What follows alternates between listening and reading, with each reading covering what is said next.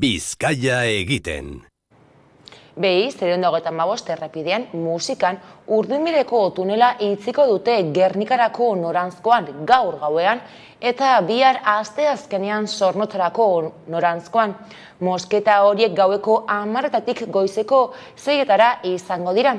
Gainera, behi, 35-42 errepidean Zeanurin semaforoek erregotako ordezko pasabida duen errei bat itziko da, gaurtik asteartera ekainaren 24 arte, egun osoan zehar. Hala ere, gogoratu informazio gehiago uneoro bizkaia.eus atarian. Bizkaia egiten. Amaikak aukerak eskaintzen ditu.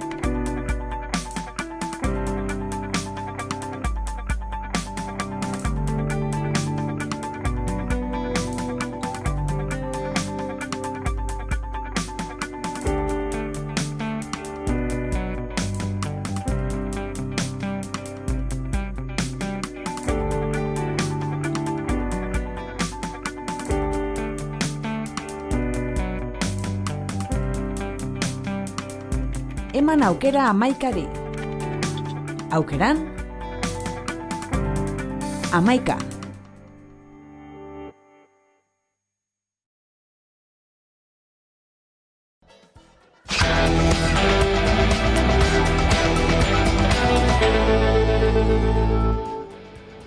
Beste langile bat hilda lanean ari zela. Eusko Jaurlaritzako Segurtasun Sailak azaldu duenez, istripua 11:00 gertatu da. Idiazabalgo Urtzauaren auzoko pinudu batean, Gipuzkoan.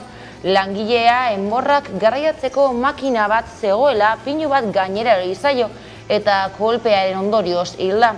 59 urte zituen. Laben zenbaketaren arabera aurten lanean zegoela hildako 38. langilea da Idiazabalegoa. Aurrekoa atzo bertan gertatu zen, dio sindikatuak Twitteran lanera zijoala. Arratsalde on guztioi, aurrekontu edakor baten bidez gastu publikoa handituko du Eusko Jaurlaritzak. Beharrezkoa ikusten duelako gizarte bidezkoagoa eta solidarioagoa egiteko eta sare ekonomikoa modernizatzeko. Sektore publikoak epe luzerako inbertsioaren eta hazkundearen motor izaten jarraituko du. Euskadi ekologikoagoa, digitaloagoa eta pertsonengan murgildua eraikitzeko genero ikuspegiaren zeharkako ardatzarekin. 2023ko aurrekontuen helburua ekonomia berreskuratzea da. Eusko Jaurlaritzak aurrekontu sendo eta sendoak diseinatuko ditu ekonomia eta ongizatea bultzatzeko erantzukizunekin eta zorroztasunekin abiatuta. 5 milioi euroko laguntza emango die itunpeko ikastetxeei. Bi helburu izango ditu irakasleen enpleguari eustea, ikasgelak ixteagatik lanpostua galtzeko arriskuan dauden ikasleak beste nonbait kokatuz eta errelebo kontratuak sustatzea. Irakasle zaharrak erretiratzea eta irakasle gazteei lanbidean hasteko bidea erraztuz. Eusko Jaurlaritzako hezkuntza sailburu Jokin Bildarratzek eman du deialdiaren berri gobernu kontseilaren osteko agerraldia. Itunpeko ikastetxeei zuzenduriko beste deialdi bat ere onartu dugu gaurko bileran.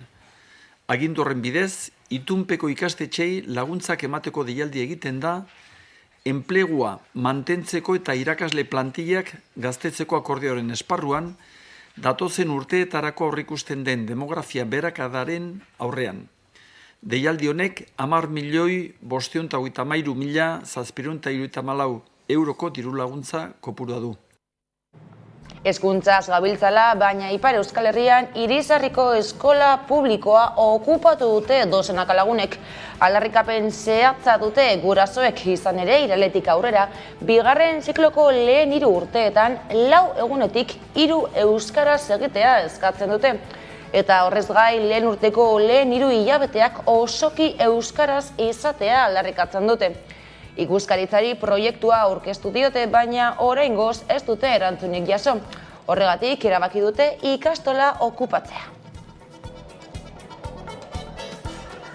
4 urte geroago eta pandemiak eragindako 2 urteko etenen ondoren, makina erramintaren 2 urtekoak industria ustaren alerik onenak bildu ditu BEK erakusketa azokan. Estilan hau.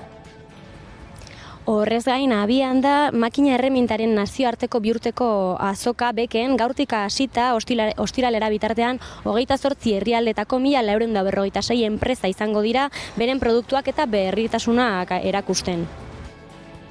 Ekonomia gaiekin jarraiki Mercedes-Benzek Gasteizen duen lantegian ekainaren 30 arte indarrean dagoen aldi baterako enplegu regulazioko espedientaren epaiketa izan da goiz honetan. Sindikatuek salaketa jarri eta gero. Bada gaur egindako agerraldian, ELA, LAB eta SK sindikatuek Mercedeseko zuzendaritzari leporatu diote sindikatuei zantaia egitea enpresak proposatutako lan hitzarmena sinatzeko. Eta aztaratu dute multinazionala instituzioak presionatzen ari dela hori gerta dadin. Egoera horrela mobilizazioak iragarri dituzte beharginen ordezkariek. Estilan hau Gasteiz. Lantegi Gasteiztarraren zuzendaritza eta batzordeak atzo bildu ziren hitzarmenaren negoziazioaren ingurukoak zehazteko, baina aurrerapenik ez da eman eta gaurko beste bilera bat espero da. Zentzu horretan enpresak langileei malgutasun handiagoa eskatzen diete 1.200 milioi euroko inbertsio handiarekin aurrera egiten jarraitzeko.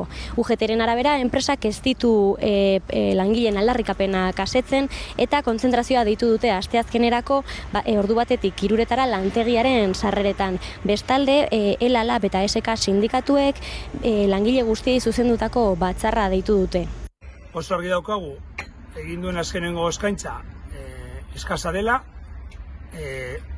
hori ez dugula sinatuko, eta espero dugu inor sinatzea, eta LAB, ELA eta SK biharko deitu dugu asanblada bat, orokorra ez dena izango, beste sindikatu guztiek ez dutelako asanblada orokor bat egin nahi, ez dakigu haien postura duten azaldu nahi edo beldurragatik den, eta biharko ditu dugu asanblada orokor bat, bertan mobilizazio batzuk iragarriko ditugu, edo behintzate asanbladak onartzea zer egin behar dugun hemendik aurrera, ezin dugulako onartu enpresak negoziazioan egiten ari dena.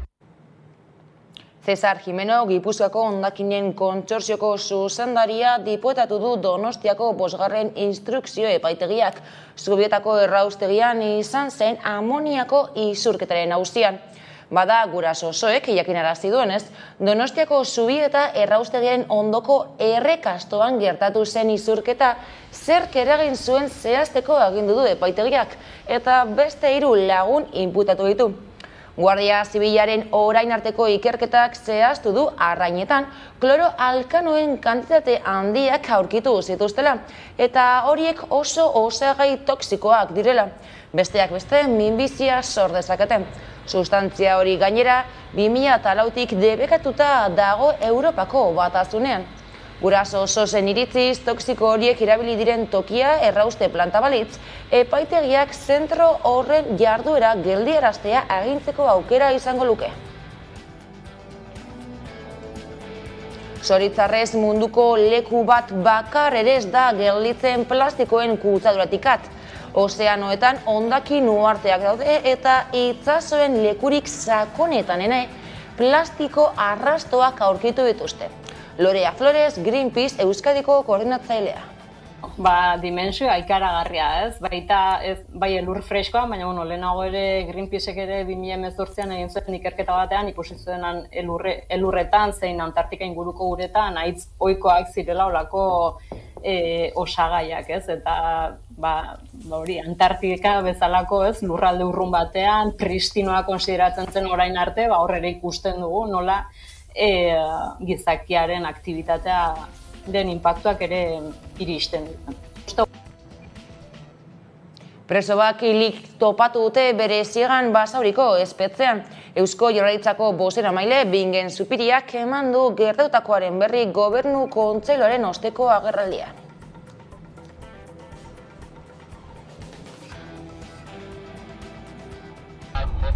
Aita Mari erreskate ontziak 11 pertsona atera ditu Ondora hartzear zegoen txalupa batetik gaur goizaldean Mediterraneo itsasoan.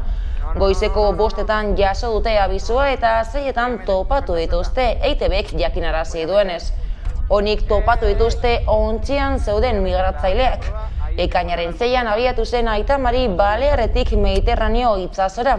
Eguraldi onarekin batera ugaritu egiten baitira Afrikatik irten ohi diren ontziak.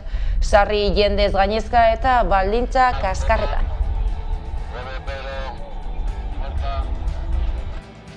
Nazioartean ere Eskoziako lehen ministroak independentziaren eztabaida agenda politikoaren erdigunera ekarri nahi du berriz ere.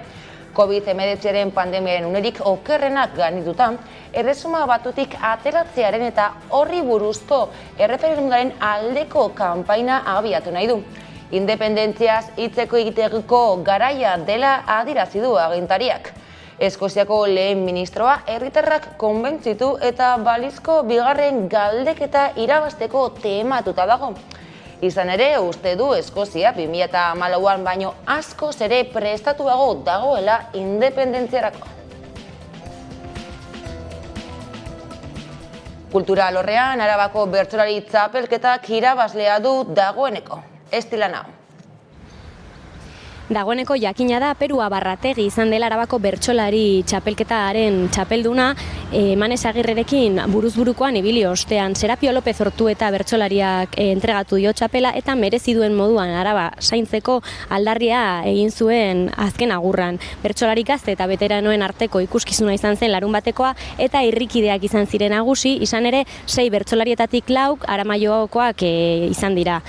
Arabako bertsozale elkarteak ere balorazioa egin du, balorazio positiboa egin du txapelketaren inguruan. Bueno, balorazio oso positiboa, ez? Jende mordoska bat bildu genuen Biltzar Jauregian ekainaren 11 izateko, bai, eta 1000 plan egoteko eta hondartza mendia eta denerako planak izateko. Oso pozik alde horretatik, eta bertxokaletate eta eman zen lehiaz ere oso pozik, eta, bueno, dena ondo joan zitzaigun. Ekainaren 11an ere batukaden topalekua bilakatu da Lazkao. Euskal Herriko, herrialde katalaneko eta Espainiako 15 taldek girotu dute herria batukada doinuak astinduz.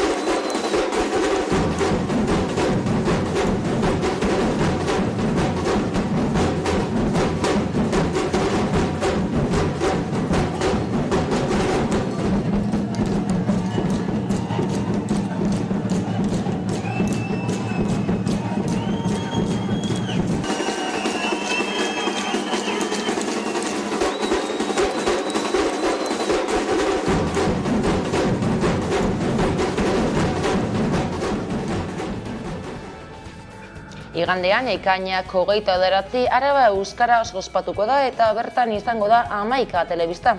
Gaueko 10etan gainera egunak eman dituen irudi obrenekin eta askotariko elkarrizketekin saio oso berezia prestatuko dute Gasteizko lankidek.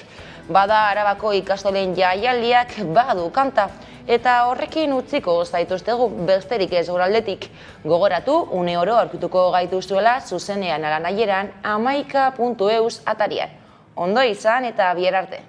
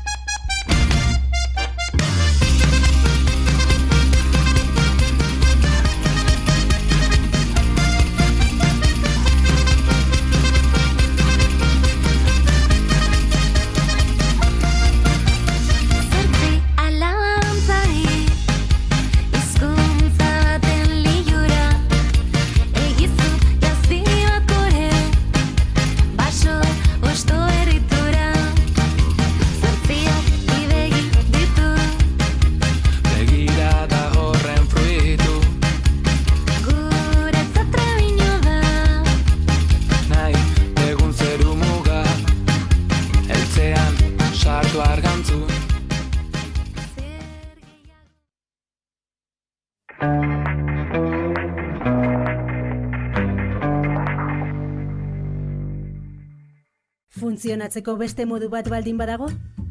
Solidus Bidekartek bere energia sortzen du eta diru asko aurrezten du fakturan. Begiratu, nafarroagreen.eus webgunean neurri guztien gaineko informazioa eta zure eskura dauden diru laguntzena. Orain, beste modu bat badagoelako. Gobierno de Navarra. Nafarroako gobernua.